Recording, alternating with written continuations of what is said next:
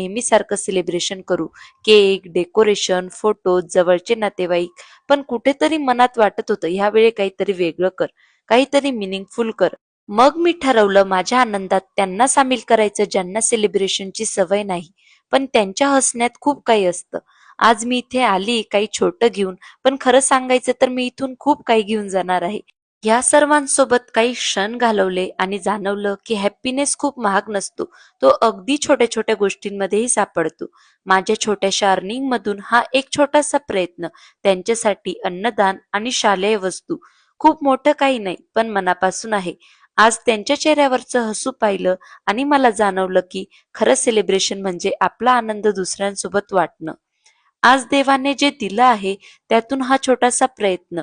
उद्या देवाने अजून मोठं केलं तर यापेक्षाही खूप चांगलं करण्याचा प्रयत्न नक्की करेन. आणि शेवटी एकच म्हणेन, जर माझ्या या व्हिडिओमुळे एक जण